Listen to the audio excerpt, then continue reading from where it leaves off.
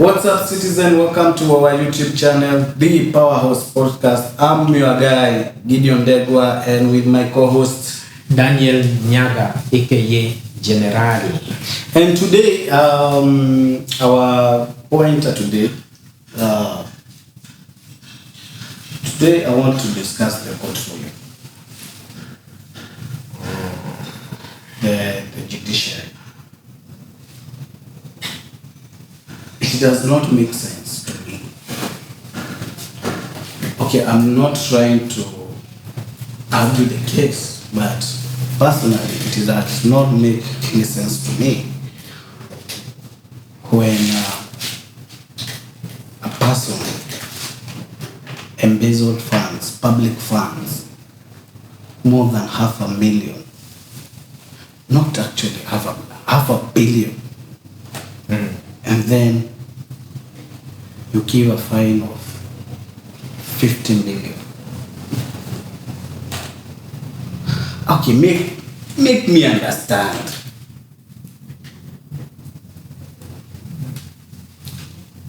Make me understand. Is stealing a good thing? Your budget, you saying me and taiba hii 600 million, then I will use 100 million to prepare for my case. After all, tabaki na $500 million. You know, that is, to me, is according to that judge. That's my take. That judgment was not fair. It was not harsh enough for Waititu. For Waititu and the family. I think it should be appealed. The prosecution should appeal that judgment. Or the prosecution. Yes. Not even Waititu. Not even Waititu. Waititu was coming out laughing. Because he can afford that. He can afford that. Bro, you have embezzled 588 million. You have been told you go 12 years in prison or you pay 53.5 million. So there is no recovery. Maybe they will recover the assets. Why didn't they indicate it to the judgment? Why are we discussing whatever was I think if you steal my radio and then you are given a fine of 500 shillings, does not mean the radio is now yours. The case is true, you stole. Yeah, I think I should take back my radio. And being fined for stealing. Yes. I think that if that clause is not there, then that is not a good judgment. But with the... You are told to keep your radio, to keep the other person's radio that you stole. And you pay him 500. So in short, you have bought that radio for 500 instead. Yes. So I think if that clause is not... That judgment does not... But I think that is not sit very well. I think that is what normally happens. And that's my take. I think that is normally what happens. Ikijulikana you embezzled a certain land, the government, the EACC recovers it, then you are fined for stealing. I think. If it is not like that, then they have done nothing. Something is very wrong. Because if you are sure and the case has been proven that I stole, then all that I've stolen should get back to the owners. Then now the case take its course, the judgment, so that I'm fined or jailed. I agree with you. So if it's not like that, then... Because I don't see a way where these people, they stop embezzling public funds. Yeah, if kama unaiba 500 million, then unachukua hiyo, hata hiyo ni kama ni tax. Umelipa tithe. Unalipa tithe ya 10%, then unaendelea na kuenjoy the rest of the funds. It should not be like that. If that is the case, it should be appealed by the prosecution. That is very right. And actually, the judgment did not sit very well with so many cases in the socials. About especially about the fine. It did not sit very well. I think someone should enlighten us. What wanafaa? Oh, you remember the other guy? Was it Walukwe? Walukwe was fined well. He was jailed 7 years. Was it 7 or 63 years? 7. 7 years. But when he joined the government, that case is nowhere to be mentioned. He joined the government. Yes. The problem was Waluku was elected through Jubilee. When the government got into power, I think that case had already been determined. And the people from that area... He was going to pay 2 billion. Yes. And the people from that area was saying, kubali Waluku aingie kwa serikali, umsamehe president. Waluku got into government. Hiyo kesi haijatajwa. When Jubilee drew Chege. So the problem of this country is... Actually, the way the politicians say, they know. The politicians know. Like, even Waitito, if he was in government, history ingekuwa. But since ni amekuwa kimulima, temaga ima, sasa atakipata. Because politicians are dirty, they have dirty hands. So the work of the government that you are posting ni kutafutia tu ile dirty hands yako vizuri. Then they sort you very well. I'm very sure if Waitito was in Kenya Kwanza, your story ingekuwa. Me too, I agree with you. So that means pesa mingi ya raia inaendana kwa politician. Sindio. Depending on where you align yourself, you are safe. Even the same Gachagua si alikipata wakati wa uhuru. Because as a politician, you have touched something that you should not touch. Yeah. When during impeachment, everything was quiet until we realized even the Gachagua family has an hotel that they have acquired illegally from the KWS.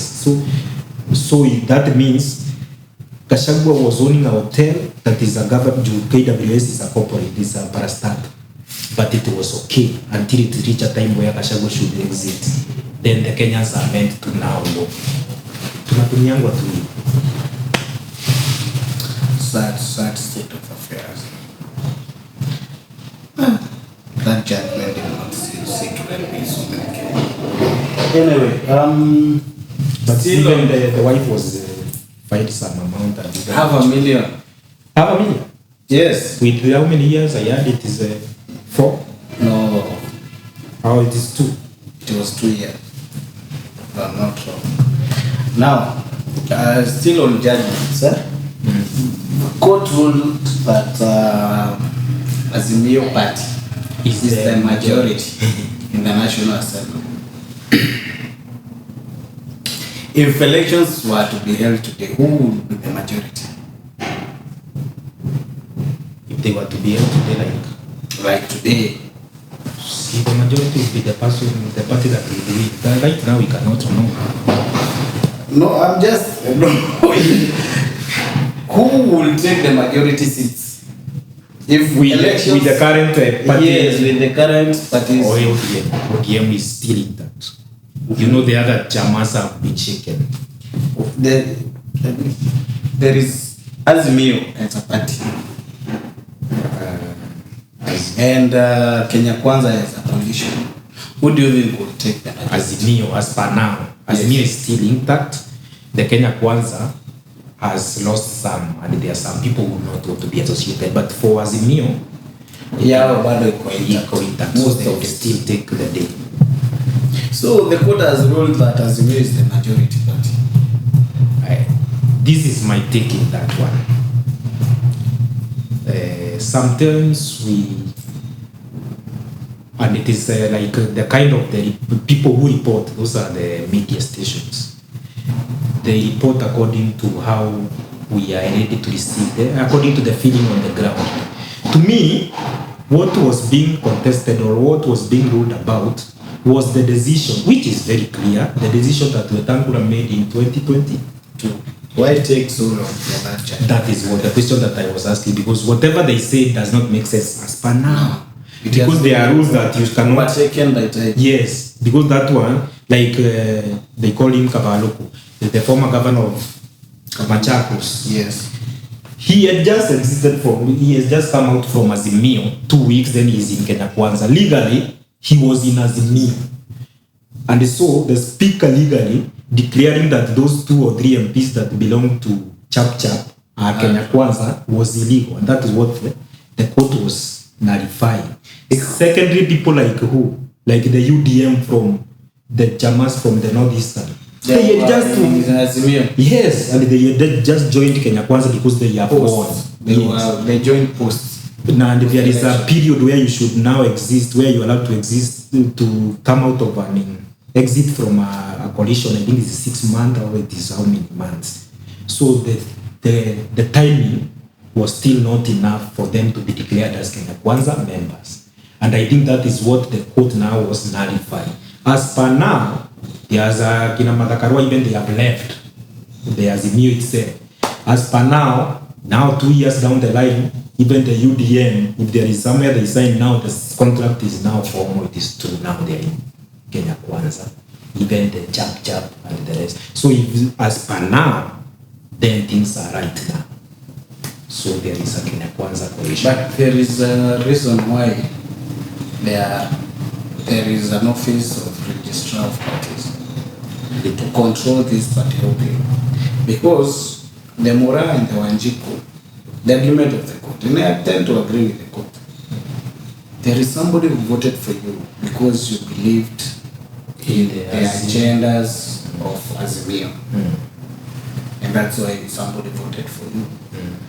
Then it cannot be immediately after the election is done, you are busy party hopping, moving from Azimio to Kenya Kwanza because the Kenya Kwanza has taken over the executive.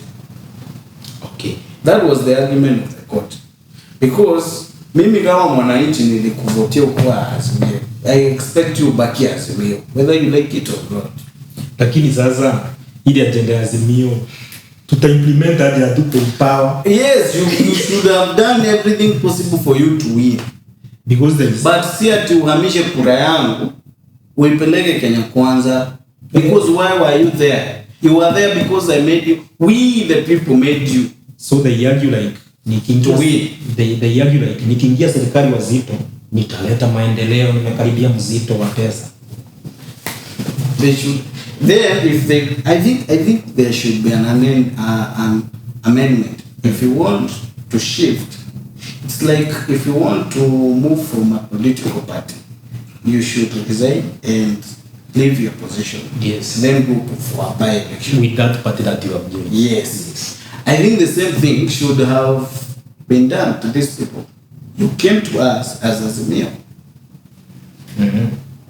Then today you are telling me you are in Kenya Kwanza. My vote was for Azimio. So you mean the rule should not apply to coalitions? Yes. Actually, Azimio is a party. But initially they joined the coalition illegally. That is well known. There are rules of joining another coalition, those timings and whatever. Yes. So they knew what they are doing. And they just managed it politically. Even Raila during that time when Jalang'o was being seen in State House, he was saying, if you want to join Ruto, just resign from Lang'ata tuanze Lang'ata ingine, uingie na hiyo ya Ruto tuone. But it was, exactly, that's the argument. But they normally manage it among themselves. And inaisha, ni ile tu ku-hype the mwananchi, but they know watamiti tu waambie baba unataka nini. Nampea kitu anatulia hiyo story hata waitaja tena inaisha. Ama nataja kidogo akipunguzanga ikienda. And Moses Masika Wetangula. Yes. Do you think he should still be the speaker? The Speaker of the National Assembly. He is the most biased speaker I've ever come across in my life. Not like very biased, that guy. He's compared to Muturi. Muturi was tough. Muturi was tough but not biased. Muturi. He was not biased. I think the best that Kenya has ever had in Ule. But now Weta is very biased. You can even see it. You know, where is a speaker? Akojuagari with the executive. Yes. Analima watu wenye wako kwa hii mrengo ingine. Hiyo ni politics. Hiyo ni politics. Na wewe ndio speaker. Ukienda pale kwa speaker ama anakanga uspeaker kando. They have rules, but these people will always wanaweka uspeaker kando because now thinking politically nianze kujifanya neutral. Ati siku moja nilime Silvana Sosoro ama Kimani Ichung'wah. Yet ni mimi baka you should keep quiet. I should behave like they are my friends forever because I'm the one who ruled their majority illegally.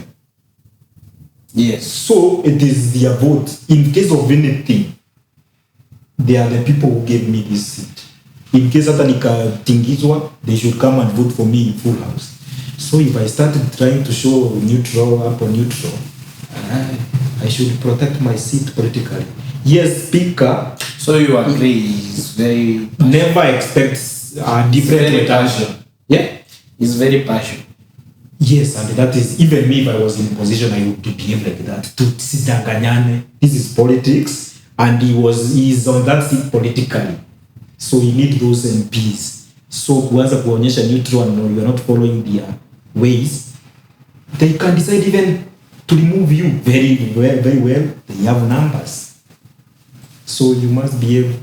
Even Muturi at some point, he knew Muturi bana was tough when it comes to Uhuru's things. Bana mpaka alikuwa anamwagiliwa maji hivi kwa karatasi, nothing. And you see like those who have a similar opinion say hi, you see hi, they are just three, but hi sabe hi, because you know this is it has come from Jubilee and the president is the party leader. Like during bana Ruto had alikuwa ameshika ground to a point that you would hear those of the opinion say hi, you would hear the hi and the nays were more. And Muturi says the highs and the very bad. It was tough, but you have to. But Muturi base kumuona. Ku campaign time ya katikati ya toa. Alikuja campaign mwisho. Hapo nayo alibehave as a speaker. Kama speaker waita kwanza yeye ni ana preside impeachment ya Gachagua. But yes Sunday asha declare. Asha sema huko kwa Mwamzima. Nani he should be neutral. Even na yeye kwa matanga asha declare. And he tunapeleka huyu mtu nyumbani. He even resigned as the chairman of the party leader of NEM. But I normally see him saying chama yetu. He did not resign. You should resign as an if you want. It was actually among the court ruling. You cannot be the speaker and still be the party leader of Ford Kenya. Because what he did, he just said it on paper, but I know in the party is in the party constitution I know under the formalities. I know the court has discovered that the is still the party leader. Yeah. Still on that issue, party hope. Bwana Sakaja Madimpo. Oh, Madimpos. Because very performing. He has declared that you can say performing is relevant. You know what is performing to on me the ground, leave alone what you are thinking. Sakaja is a performer politically. So alimesema dalili ya mvua ni mawingu. Is he party hopping from UDA to ODM? Based on the competitors that have come forward, Babu Owino, ODM, don't know about Sifuna and Tim Wanyonyi.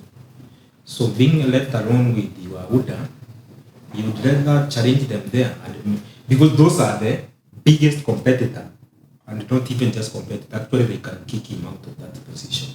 So no single governor has ever defended their position in Nairobi. Sakaja is using the strategy to fight you at your own home, so that nikapata hiyo yenu narudi tena sasa fresh, tena fresh. Because a sitting second chance with and you are not ODM, alitakuwa rahisi. So you can play that game. Niliangukia kwanza hapo, hii ninyoroshe vizuri nikiwa na ile chama inafaa. Nimalize zangu 10 safi. But in terms of performance, I wouldn't me what I know about Sakaja is dishing account. That's all. By the way, he's doing great things even at Mashinani. Even Nairobi town imechange kidogo. Although the hawkers are complaining, but that is how a city should be. People should stay at the background, at the back streets. Hapa nje wacha hata sisi tulienda tao, tuende free picture. Tupigwe picha, tuende stage T-room. T-room I'm taking more than an hour from Moi Avenue to T-room. Tumejaa na naenda nyanya sijui nini. It should be like that, and he's doing great. especially hata ile venye alikuwa amekaa na a strategy of changing the stage to be located outside the CBD. That was very great. That came what was it, Nairobi Municipal NMS? Yeah. But it did not work. NMS, you know, NMS was the one who he would have wao ndo walitengeneza ile bus station ile iko pale hapo ukienda Uhuru Park, yeah. And now Sakaja wanted to effect it very well so that because it was a work in progress. But then his story akina Rigadi came and said that those matatus are owned by Mulima, we are the one who put there, so it brought siasa. But matatus are not owned by Mulima. That is what Rigadi used to say, and even the hawkers. He said, all those hawkers that you are chasing away, those are my people who gave you vote. Who are you? So those politics, sometimes I say that maybe the Nairobi city would be in a good phase were it not for Rigadi. Not just Rigadi, some politics are normally engaged. Even what he was doing when Rigadi was being impeached about the Kamukunji. Yes, the Kamukunji. Why would you be comfortable? The Soko is full and you are comfortable selling from outside, yet I'm building other Sokos. So you go and occupy those Sokos and make everything. But you say, other than just the Soko might be there, but where are the customers? You see, sometimes the demand takes you where the product is. The strategic position matters a lot. But you see, wezi niekea Soko Gong. You want me to use extra time, extra manpower, extra labda bus fare. Sometimes the demand will force you to. But some people wake up very early in the morning. They leave the kibanda they have where it is in their locality. They go to buy a trouser for 500 shillings in Gikomba because the demand is there and the price is favorable for them. So sometimes the product and the demand may take that customer where the thing is. Because you cannot say, look at it this way. Ati kwa sababu sukuma mama mboga amehama mahali ndikuwa na there is no any other mama mboga. All mama mbogas have been told to go somewhere there. Then I will stay angry without eating sukuma because I will go where the sukuma is. So that is what Sakaja is reasoning. So you don't have to. We can work for the people are all over. But I would like to reason like you see where supermarkets are thriving nowadays. Kitambo supermarkets were used to be located in malls, in those strategic places. But nowadays, unaenda kwa neighborhood, kuna Naivas mahali, kuna Quickmart mahali. Do you know why? It's because, yes, okay, I will go there because I have the demand, but it will be more beneficial to me if the service, I get it there and there. But when I don't have to use extra money. That is when you are provided for. I don't have to use extra side to go to. I'm not encouraging the. But that is when you have alternative. Remember, if there is something that I should go a long distance and it is here, then I'll go for that one that is here. But Sakaja is saying everybody should move there. So it will become, it is uniform. And then do what Kamukunji? No, Kamukunji. The Kamukunji actually said that he was only doing away with those who are outside, those who did not have a space. He said he did not touch anybody inside. Everyone who has a space, he said. Since you extend. So he was saying, we extend where this is. Kamukunji, yes, it's when you expand. Why expand yet you have a need that is wastage of county resources? You have already so expand kama kuna space. So what do we do? Not unless uniambie Kamukunji imejaa kuna space. Hakukuwa nayo na ndio alisema sijatoa mtu ndani, nimetoa wenye wako nje. So what do we do with the resources that were used to build the one at Kangudo Road? And that is the problem. And it is the county money. That is the problem. Did you engage the stakeholders who, in this case, are these traders before you started building that Kangundo? The Kangudo Road was built by Soko. Did you engage the stakeholders, or you just woke up like the way we were discussing on our previous episode, how Kasongo is just coming up with things without even discussing with the stakeholders? So you did not involve It is them. not him. You did not engage them. This thing, he found the project complete already Yes. through the previous government. So I'm not blaming a specific person. I'm blaming the office of the government. the office of the government. You mean Do you engage the stakeholders? the stakeholders who allow the trader? Because unajua, do you know the distance kutoka Kamukunji mpaka Kagundu? Ni mbali distance. Yes, ni mbali, lakini for a trader. Kangundo siko Machakos sama iko hapa. Hapana, Kangundo road iko hapa tu. Oh, umesema Kangundo road. Iko hapa. Not it was Kangundo. And if you have a space, you just utakuwa tu unaamka. The soko is secure, iko na kila kitu. So utakuwa unaamka tu kwenda kufungua stock. So hakuna mahali tunabebanga na vitu. You know, you are talking as if ni kama. Si umesema bado kwa watu wa Kamukunji kuna wengine wamebaki Nje. wewe hebu reason hivi. Ule mtu mwenye anapelekwa Kamukunji atauza lini? Kwa nini? Na kwa Kamukunji kuna watu na ndio maana soko. Si watu wataenda Kamukunji mahali wamezoea. Ni kama uambie watu wa nini? Gikosh, watoke Gikosh, umewajengea a better ukikuja a better market. Yes. Si kama venye umeniambia supermarkets zilitoka zikaanza kuja kwa neighbor. Kwa yes, to ease, not ati vipeleke mbali, ukaribie. That is why now the purpose of the soko is to bring another Kamukunji at Kangundo road near Umoja, Kariobangi South and everything. So you still have to see hao watu wa Umoja na Kariobangi wanapitia wapi? Wanapitia hata hao wakienda huko kwa home. Kangundo road kwa hapo.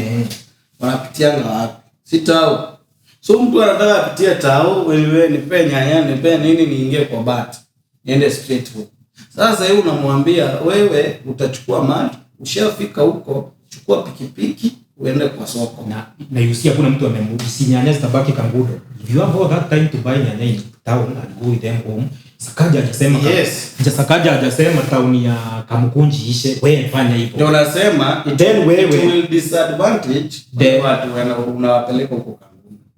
Because but they are still kama mimi nimezoea kununua tao, utabai tu tao.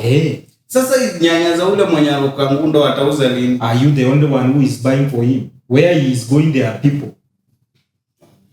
Si kuna watu Umona, Buruburu na Kariobangi South, Umoja 3. So that is and it is the same people ambao ni middle class. As in tuache kupiganga mtu bure. And you kweli wherever he is going kuna watu pia na hata kuna housewives na kuna hata maids. Watanunua tu. I agree. Umewaletea hiyo soko. I agree, but where is the bigger population? Where is the bigger market? It is generally in Kamukunji. But Kamukunji hata actually ni hao wenye walikuwa job. Wengi wanapitia wenye wako Kariobangi South, wenye tu wanaamkanga wako huko. Au Kariobangi South. So hata ndio. So hiyo soko ndio nasema hiyo soko ifunguliwe kwa wenyeji wa huko. Lakini si utoe watu wa Kamukunji wapeleke.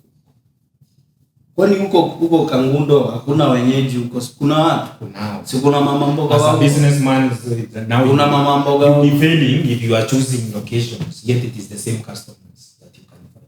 I'm saying, do you see kama kinyo? I'm saying we are opening opportunities to us. Sasa instead of kuchukua wenye Kamukunji, kama utoe wenye wako Gikomba wapeleke. Lakini si instead of doing that, why don't you just open that market? You make it open to all. Wenye wako hapo around wakuje wako. And it is to all including this one. Yes, but don't use force. No force. Mimi wacha nitoke nikitaka. Kama naona huko ndo ndapata customer. So kae nje na mimi nataka kukungalisha city. Huko nje. Acha ibaki. Tupange kazi. Remember tulichagua Sakaja tukasema dignity of Nairobi. It is the capital city of Africa. Lakini sisi tulisema bottom up. Sasa tutakaa sisi mama mboga, sisi boda which is much great. Bottom up. Na si amepewa soko ni anakataa. Acha nani? Huyo mama mboga. Si ulinipata nikiuza? Na sasa unapeleka mahali pasafi. Hapana, huko hakuna customer. Unanipeleka mahali hakuna customer. People live there not. Kama kulikuwa na customer, si ningeishi huko. Singeendana kukaa huko. Usuwe ningekuwa na nauzianga huko kutoka kitambo. Hakuna customer. Hakuna aje na there people live there. They don't eat. Wanakula, lakini wao wenye wanakula estates. Hao wenye wanakula wanapitianga tao, wanachukua vyombo wanyana nazo. Kwani kila mtu ameajiriwa. Very little I'm just saying. Wewe unanuanga nyanya ukitoka Kamkunji. Mimi si unaona. Ni watu wengi hata wenye wananunua ni wenye tuliacha nyumbani hapa. Hiyo ni kazi ya bibi. Mimi nitanunuaje nyanya? Naona. Sisi ndio tumeajiriwa. Mimi sijui kama anapitianga Kamkunji, I don't know. Mimi so what I'm telling you ni the most consumers of those nyanya wenye tuliacha nyumbani tukienda kazi. So kuambiwa uende pale uzie pale. If kulikuwa na biashara wangekuanga huko kitambo. Si ndio ilikuwa inaisha, si ati imekuanga open ati haina kazi. Ndio sasa hiyo face ya hiyo soko ilikuwa inaisha. If something is good, akasema nafungua soko mpya ilianzishwa na Sonko, nataka sasa wenye wako populated huku nje. Twende ndio ningalisha city. Just simple. Hapana. Wacha kama mimi nataka kwenda Kamkunji niende. Now that is bad governance. That is, you are supporting bad governance. Yes.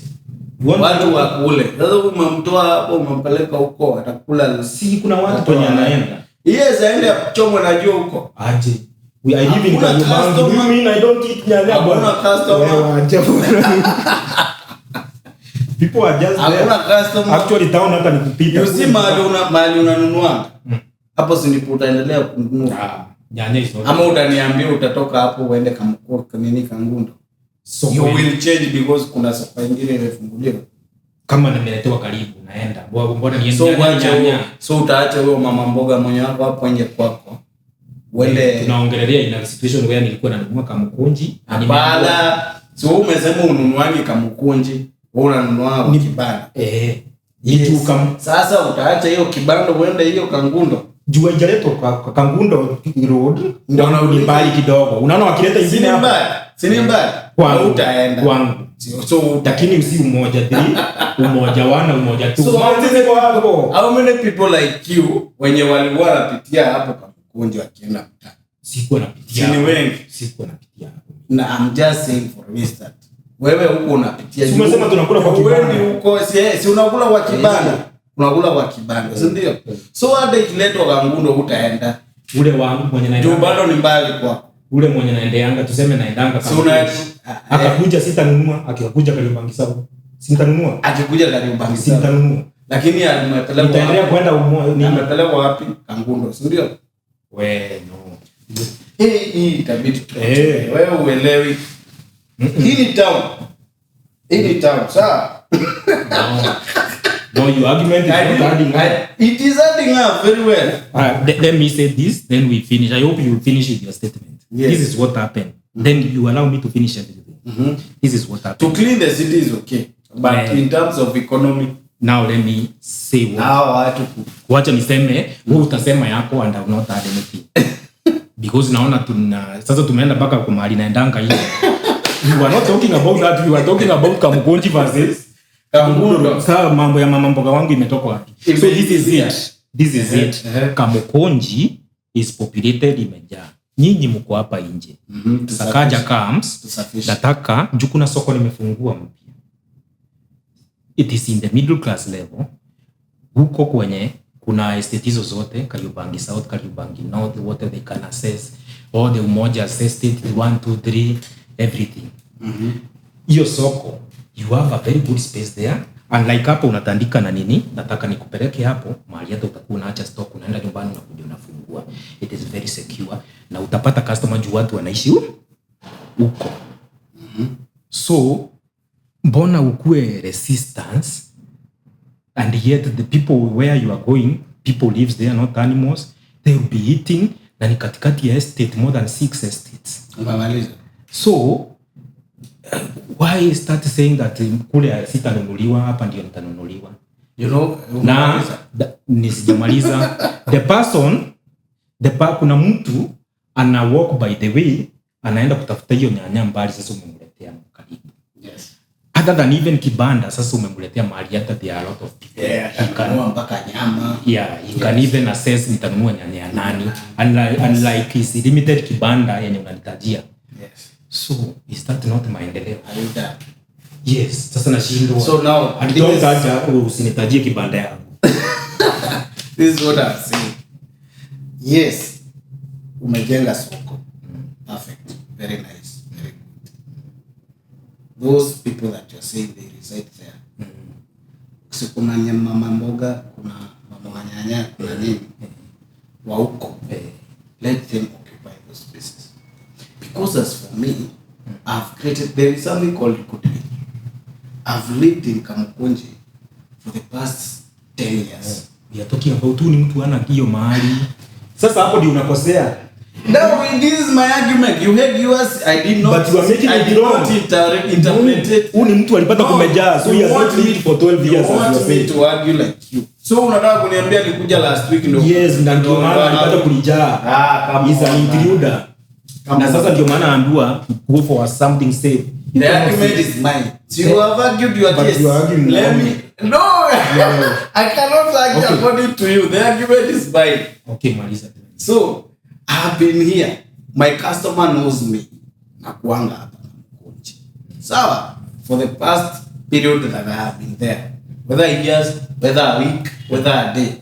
Customer wangu anajua nakuanga hapa Kamukunji. Sasa, you want me to tell you, you want to take me from where my customers knows where I am.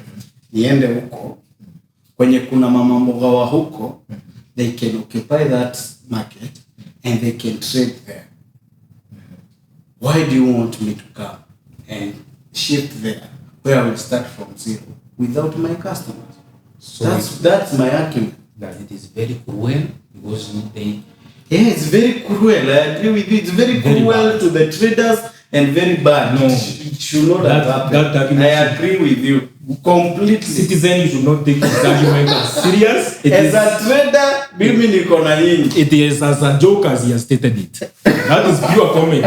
Because nyanya si kama kunyolewa, tintanyolewa vizuri, najua mtu wangu wa kunyoa. Nyanya ni nyanya. Hapana, kuna nyanya na nyanya. Iba magri na nataka kukaranga kideri, sitasema tisi nyanya na najua tu za Kamukunji. Kuna mama ntilie.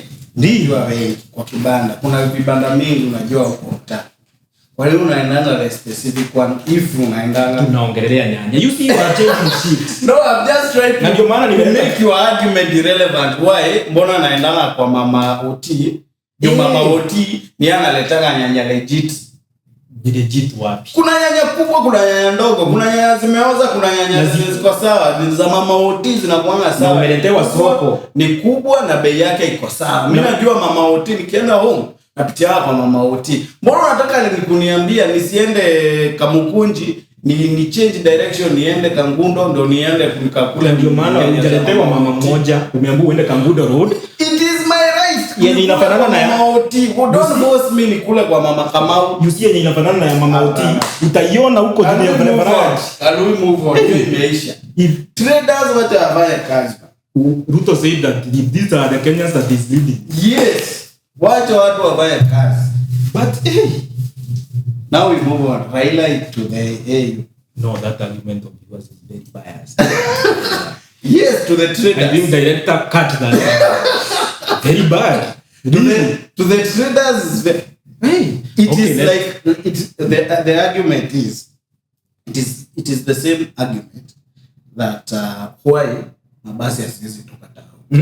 Tunaongelea nyanya. Because wase wanajua mimi ukinitoa let's say Gong Road ukuje uni drop tao. Yeah? Sasa mimi nataka kwenda Thika Road. Sasa unaniambia the plan was ati watu wao kuchukulia mati Ngara. It can never work. So you want to mean sasa ile basi kwa hapa ya Githurai ikaambiwa tu tutakurebrand tuandike ati zikane ni Ngara ati people go to where they are because the demand. Listen to my argument. Iambiwe twende you. Iambiwe itakuwa MCA. I'm right, you are right. Let's move on. But you are wrong. No, I'm very right. Hata basi itakuwa mimi niko kwa raia. Wewe you want a clean city, a very smart city. Make it like Kigali. Yes. Nikitoka tu kwa airport ni safi. Lakini tuifanya kama Kigali with your argument. Lakini kama airport yenyewe ni chafu, anzi hapo. Ati Kango anataka mama Oti, weka mama Oti katikati ya city, Kango yasikose nyanya. We cannot make Nairobi city like that. Kama citizen, mbaya. You see, kama airport hamwezi tengeneza. Wachana na mama mboga afanye kazi. Tuende next. And you mwekee hizo, ulimwambia unampea internet, mwekee hapo ndani yako. iko kwa soko, si mali yako. Iko hapo Kamukunji. Hakuambiwa Citizen. Kamukunji kuna nini? Na kuna nyingine kama mwekee internet hapo Kamukunji bana. Ruto. Don't get into power and then you start harassing. Ruto, I sympathize with you. Yes, you don't get into power and then you start harassing traders. Let us go next. But I like to the AU. Treat that argument as it is very important. Raia Baba AU. Yes, call him Baba. Me, as I said previously, I want him to be. I would like him to know you don't. Are you sure? You see, why are you trying to introduce my arguments? You want to put my argument into a certain way. Oh, I thought you don't, but it's okay. No, I said it here. Oh. I would like him to be. He should win because he's Kenyan.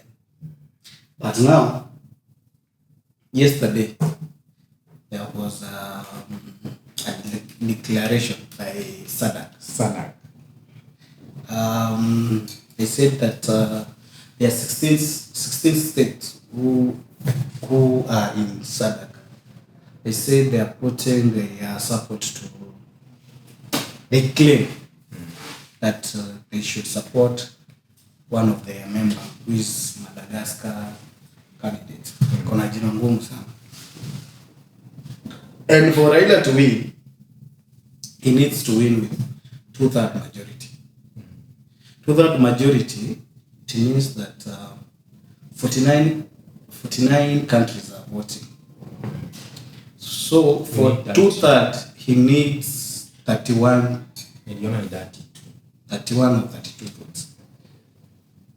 Will he manage the 32 with such? Hiyo tunasema alipatiwa emergency paper. With what? Umejiprepare na mwaka alafu unatoa emergency paper. No. You see, SADC is not SADC voting. It is individual president. So what I will say with the... Is it irrelevant with the declaration of SADC? It is just a declaration, but is it relevant? It is not. It is not. So to me, it might infringe some. Because it is not a rule that in that SADC, if anyone vote against that rule, you will not be challenged or taken anywhere. Because so it is not a SADC that vote. So it is irrelevant. Yeah, it is just like the way my father can come at home and say that all my children should vote for Raila. And Raila is running against Zakayo. Then I vote for But it is true. You see, SADC is an organization holding those 16 countries. But I don't think there is anywhere that you will be told the president of this country under SADC, can we confirm if you did not vote for the Madagascar man? No. So it is still remained with the decision of the president. It is a secret battle. Yes. So I was saying, according to the intensive campaigns that Baba has done, I know every individual, he has been able to convince every individual, and every individual vote according to how he has listened to the three candidates, and he will make his own decision, not based on the SADC or EAC community or Anglophone or COMESA, whatever. So, by judging by what Baba has done compared to the other two guys, Baba has done great campaign, and he... What makes you think that the other candidates have not done great campaign? I've not seen them. You see whatever is being reported to our media, right? Yes. So why is the media reporting other people? I don't only follow local media, I follow even international. Do you know Larry Madowo? You don't know him because you follow only local. Larry Madowo, do you know him? You don't know him. He's a local. Reporting for who? For CNN. Thank you very much. But do you know Wahiga Mwao? Those are the people I follow. You people, citizens, follow international people, so that you don't remain like my partner who just follow within our localities. So when I say I can't see the campaign intensity compared to Baba, I know, because I follow Al Jazeera. If you follow my phone, you will find Al Jazeera. So Baba CNN, was campaigning in and Al Jazeera. he is reported everywhere in all media. He was Even some newspapers in New York are reporting a candidate, former prime minister. Actually, in US they say former premier. So he has done great things compared to. me. I would like, honestly speaking, I would like him to be. Only But he has done, because he's Kenya. amefanya kampeni vizuri, azina amejituma. And the geopolitics of the Africa will not affect his candidature. Actually, they will favor him. He is the best situated there to convince all those presidents. It will be just, obviously, he cannot win 100%. He will not be voted by some due to such argument has become from this area and this area. And even Western influence. Western influence. It is him who has more Western influence than the rest of the country. Raila is, even Donald Trump, I know, calls Raila directly. I think this election should have been. Why are you listening to the argument? This should have been put as a walkover. It is actually a walkover.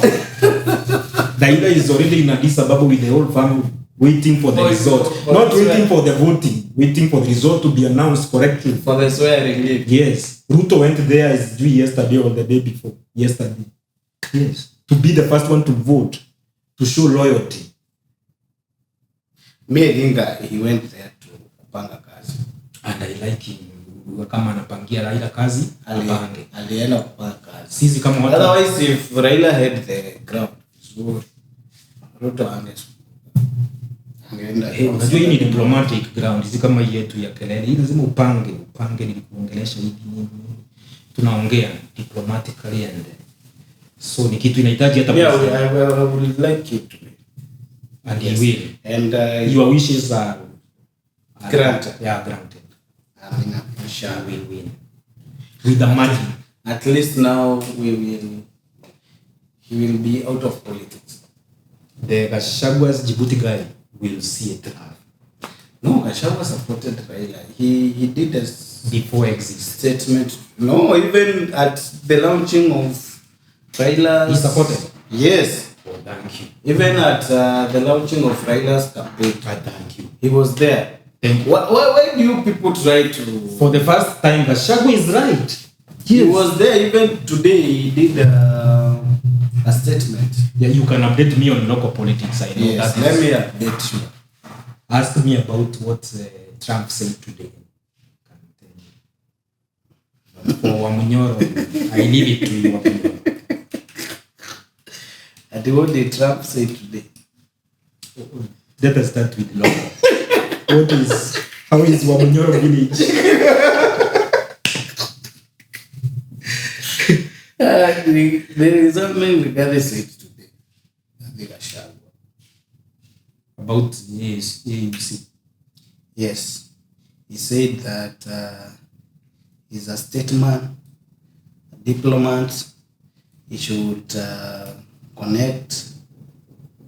He should connect the Anglophone with the Afrocos. Do you Africa? Here's the statement. Kenya's finest, Right Honorable Raila Odinga. That is enough. Is undoubtedly the best bet for the African Commission chairmanship. This is Rigathi Gachagua official X account for African Union Commission chairmanship. Africa deserves the best. There is no doubt about Raila's worldwide championship for African people. As a continent, we need Raila character to gel the Anglophone and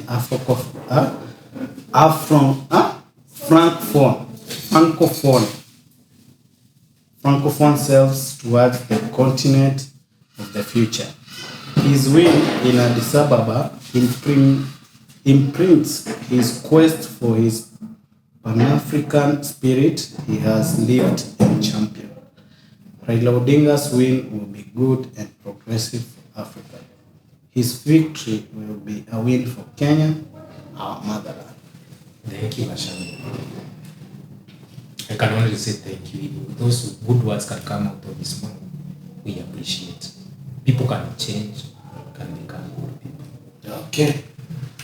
But the question is, did it come from his heart or his mouth? Both the heart and mouth belong to Gachagua. Belongs to him. Yeah. He can choose where it come from. We are talking about the outcome of AU. What will happen if Raila wins? When Raila wins? When then? Yeah, what about Eva? When Raila wins, number one, emotionally, to the supporters of Raila Amolo Odinga, it shows loyalty that the president was really serious. People have joked around with the name of Raila, promising support and not supporting to the end. And not delivering. Yes. If he delivers that seat, it will be a very good gesture to the people of Nyanza. And not only people of Nyanza, but the people of Kenya, to know that a person can stand to be loyal with our patriot to the last breath.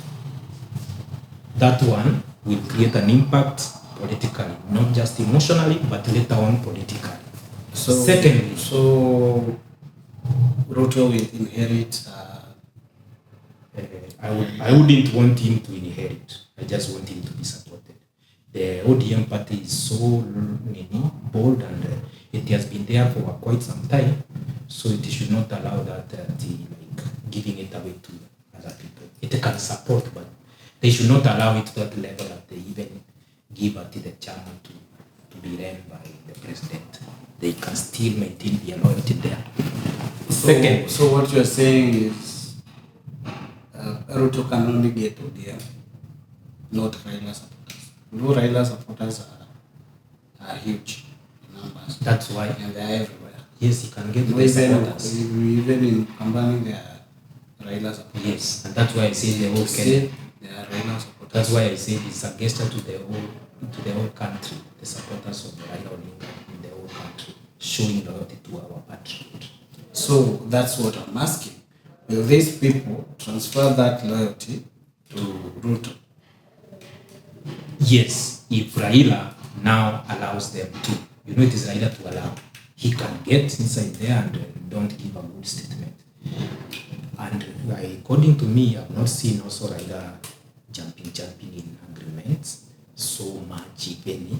So Raila will always jump. So he goes to the highest bidder. He is the only one. He is the person who suffers before he jumps. He goes to the highest bidder. He has always been short-changing. Yes, and the highest bidder has always been short-changing him. He goes to the highest bidder. He started with Moi short-changing him. He got there so that he can inherit Moi, but Moi now chooses a boy from Gatundu. And we have been here, Wazez, what are you doing? Then he jumps. What are you talking? He supports Kibaki.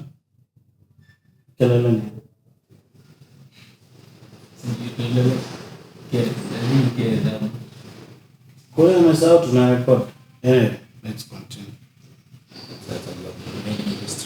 So he went to Kibaki. But me, I tend to disagree with you. I'm looking at how ODM leadership has been acting lately.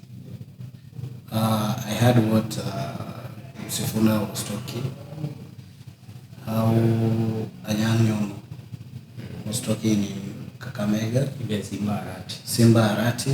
You know, that is the leadership of ODM. Listening to how they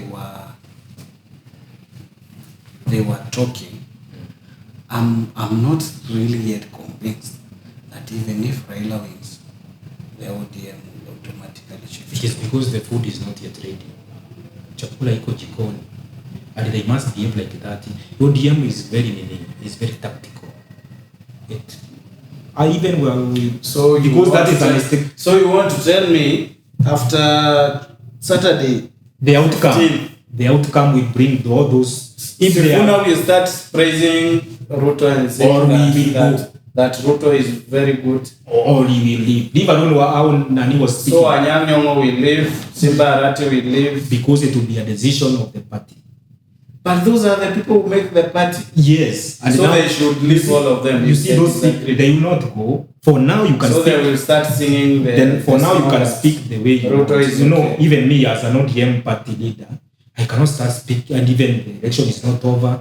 It's too early to start now showing direction, like the way they did during the Uhuru's time. They should have shaken, then they come when everything is okay. You see, you don't try to remove the cards early. So that is what they are doing, and that's why they allow all that. And they can never, for now, they don't even, I don't think they have ever sat down with Nani, with Sifuna, and the rest of the party leaders and decide on one thing. Because it is not time to decide. Still we are. But you see, I believe when everything will be okay and they decide now, because there must be politically, there's something that was agreed on in this whole process. It's not just that President Ruto was just there and decided, patriot, let me support that. There is something that was talked about pre and post election. So, which I agree. That thing that was agreed upon. The thing that was agreed upon is to remove Raila from the local politics. Even Raila agreeing there. Yeah, I'm talking about what was agreed between Raila's people and Ruto's people. Yes, that's what I'm saying. So Raila agreed to exit. Yes, that's why he went for the AU. Why do you think? Why do you think? So, if he was indeed interested to retain, to be still in local politics, but he couldn't. I don't. That was. It is somehow there, but that is not the key thing that they agreed. There are things that they agreed. You do this for me. It seems like you have information that we don't have. Of course, I told you if I have international information, state house. Tell us. That's why we have you here. Tell us. Something was agreed between Raila Odinga and the people of Kenya Kwanza. That we deliver this, then you will deliver this. What Raila is going to deliver if he get the AUC chairmanship, that one will determine where the people, Kenya Kwanza and ODM, Azimio will take their course. So for now, maybe I won't discuss it more. I will discuss it calmly. And even if there is maybe also there can be an agreement that unajua Raila amerukwa sana, they can agree wacha jamaa tupeleke tutamuruka venye. But I don't think. But me, I tend to agree with Sifuna. This is the best time for ODM to take leadership. This is the best shot that they have. For them now to take to remove Kasongo. This is the best shot that they have. Yes, that's true. If ODM today decides that they are going to raise a candidate, it is true, but is it in agreement with all the leaders in this party? If they agree so, then that is what will happen. But I don't think they will.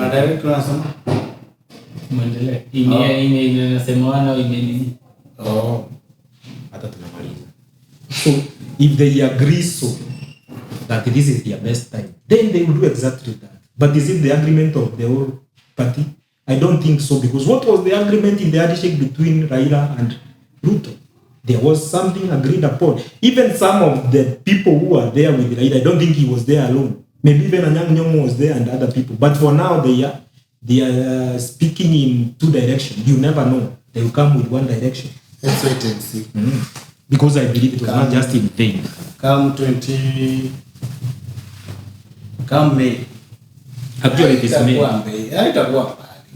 Actually, immediately after the election, you will start seeing the true colors of ODM. If they are in government or not, they will start. From Junet Mohammed, you will now start seeing. But they are already in the government, bro. Yes. And who is the That is it, Chen. In ODM, if you want to know where ODM is, you look at who is representing them in the government. Who is the head of the opposition in the current dispensation of ODM? It is Junet. As far as the leadership of government is concerned, he and the chief majority. No, but they say the spokesperson of ODM. This is not my words. These are the words of Simba Arati. Yes. These are the words of Ototsi. These are words of Anyang' Nyong'o. the words of the leadership of ODM. Yes. They say, whatever this party decides, whatever Sifuna is saying, that's the party position.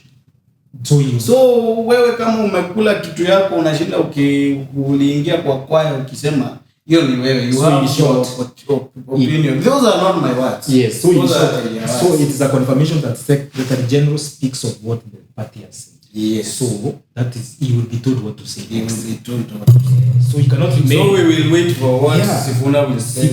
Yes, Sifuna cannot just remain. For now, he's speaking. I don't think Sifuna is a mad person that he can just go outside there and start attacking the government and in the broad-based government. He's speaking without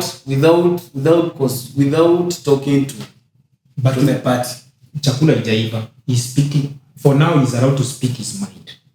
So it is his mind. So whatever the party leadership is saying, that is the party position.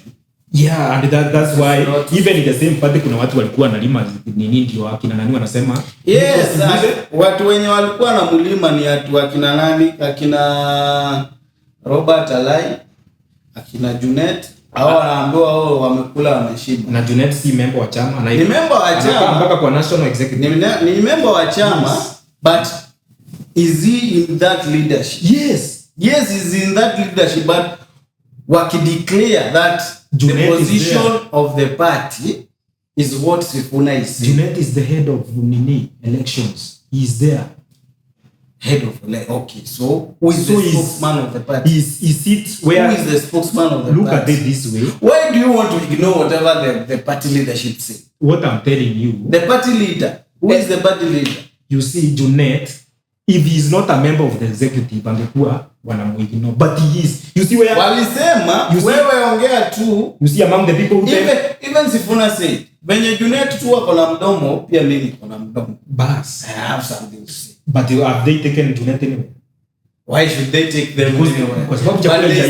But they say, going forward, we will take actions on those people who are saying and doing contrary to what the party position is. And what is the party position? The party position is whatever the spokesperson of the party, whatever he says, is the party position. Now, those are not my words. Now the party has not, those are just politics. The party has not sat down and come up with a position. And politics is about what? Perception. Yes. And the moment you put that perception, it shall end. But the perception carries so much. It carries the day. Yes. Now, Pia Junet is not that thing that he speaks is noise on bill. But he's also taken serious. Because he's in that parliament, he's the head of opposition business there. So even him, does it mean that whatever he says, even saying Gachagua Toke was just out of his or whatever he support in that parliament, hajakuwa ameconsult hata ya chama? Of course, I'm sure. So there are a lot of, they have allowed for now people to, our members, they can say their mind. But a time will come when the patron now, because he's now a patron, he's not the party leader, will say his words. And they will follow from Sifuna down. Hata huyo nyanyo, Kenya Raila atasema for now, mimi naonelea, tutoke umse, manaonelea, tumshikilie, itakuwa hivyo. It will be. Now, if in fact they will be saying, that one I agree. In fact they will be saying Baba alituambia. That one I agree. But don't you think it will have an impact in terms of splitting audio? Because people will start believing this is what I believe in. I can't support the government of abductions, killing kids. Those are the beliefs that I have. Then there is this part of ODM which is saying sisi tuko kwa serikali, tunasupport serikali, and that's it. I don't think it will affect so much. The number of members who will be against that decision compared to those who remain to be loyal as it happened. I know ODM. Okay. We have seen it even before when it makes a declaration. Sometimes it's hard, but they are very consolidated to say. But you see, most of the time, they are always with the side of Mwananchi. Because most of the time, they are always in opposition. You see, it becomes very easy to take position when you are in opposition. Both times were they with Mwananchi. And that's why it was very hard for them. But they remained strong in their party. And that's why it was they very did not hard. even lose a member. They lost. They did 2 or 3. ODM remains still strong. Yes, but you see, it becomes very hard. Sazile wagaba. It is very hard against the will of the people. By the way, all and the that's time. and that's why they lost their election. But why do you think Raila lost the election? Not because of his backyard. He lost because of what? He lost because of the handshake. But not because he did not lose anything out of his backyard. People have been supporting it. He lost because of the handshake. If he did not do that handshake, he could have won. But did he lose his name? If they didn't learn, because even Sifuna was talking about it. Ile maovu yote Uhuru Kenyatta nani aliyekelewa ni Raila. So now, do you think they are going to not unless they are stupid? And Sifuna was part of that supporting back. Yes, that is not unless they are stupid. That is if they are going to embrace all the Kasongo's mistakes, and that is how they are and they will lose. And probably that's why that Jamai is there. And that's why they will lose. If they do that, they will lose. They will not run. History has just support. History has it. They will just support. Even if Kasongo folds his party, will enjoy it. He will lose. He will lose. That is. He will lose. That is just speaking from feelings, not feelings. It's practical. That's not a practical. We will start drawing numbers here. Yeah. You see, Raila votes comes from where? The whole of Nyanza and Western. How many votes from Nyanza? Yes, registered voters. These are numbers. The total registered numbers of the 4 counties in Nyanza. It's approximately 1 million to 1.2 million. Zote. As a matter of fact, last election, Raila got approximately 800,000 from Lower Nyanza. I'm trying these facts. Without going to those numbers, let's just make numbers it easy. Are the one who I'm not disputing. I'm just want to make it easy for you. So yes. Don't go to number to number. We just numbers are the ones. We just want to say election. Tribe in tribalism. Which tribes will not vote for? But you see, so that we can save time without taking Kisia. How many? Yes. How many? So the tribes that will not vote for Kasongo. Yes. Kamba. Yes. That's 2 million. At Kikuyu. Yes. Kisii. Oh, Kisii. Matiang'i. Kisii is Nyanza. Matiang'i, when you think when Kisii bring their candidate up, they will forget that Matiang'i is a Kisii. So you did not forget that Waiga Mwaura is a Kikuyu. You see now that politics was. You see, we had Yangu Kumi, ya Ruto But we had our Kikuyu. Yes, but we had Yangu Kumi, ya Ruto Kumi. So and you see, the moment you put that into people's mind in Central, they took that. No, it is not. It was not even about Kumi. Bana, it was there. Why are you not agreeing? It was just about who doing the wrong thing. Yes, Yangu Kumi. But it was not necessary. He was. Yes, I agree with you. I agree with you. Yes. It's about Uhuru doing the wrong thing, right? Yes. But the right thing, what did he do? He said, even Ruto said, Yangu Kumi. Even Ruto said that is not the thing. That is politics. Yes. That is politics. Ndio akae yeye ni mbabe, anajitafutia. Alisema Yangu Kumi, ya Ruto 10. Alafu baadaye akakataa. Sisi wananchi tukamwambia wewe ulisema yako 10, ya Ruto 10. To start with you. That's it. Ulimvotia juu hiyo. Nani? Wewe. No, I voted for him because whatever he was selling was making sense. And why do you think the rest did not think like you? Exactly, that's what I'm saying. Yeah, whatever he was saying, it was making sense. Yeah, not Akisema barabara ya huku nikiweka about Kumi. It was about how you voted. Yeah. Now let's go back to our discussion. Matiang'i. So what makes you think that Kisii will forgo Matiang'i and go for Ruto? Because who he did not vote in the first place. Because Kikuyu left Waiga there and went for Ruto. So my argument will not make sense. Yeah, nothing. You are waiting for it to make sense. So a Kisii will forgo a fellow Kisii to come and vote for. It is possible because for Ruto, who they did not vote for him in the first place. No. Yes, they did not vote for him. They voted for Raila. But they will be following the ODM. Exactly. It is the popular party in Kisii. It is ODM. Thank you. And I'm saying the card that will split that is bringing Akisi on the table. It will not happen. You cannot compare Matiang'i and Wahiga Mwaura, who is not in the political side. That guy never campaigned. How many Kikuyus know that Wahiga Mwaura was in the They are ballot? the same. Only that But Matiang'i Matiang'i, who doesn't know Matiang'i, but Yeah, Matiang'i is a former CS. Yes. Super CS. Hey. Truck to the plane, to the truck to the hotel lobby. Me, I go through underground garages, presidential suite on deposit, elevator up to the room, shower up and then we hit the club. Touchdown, gotta see.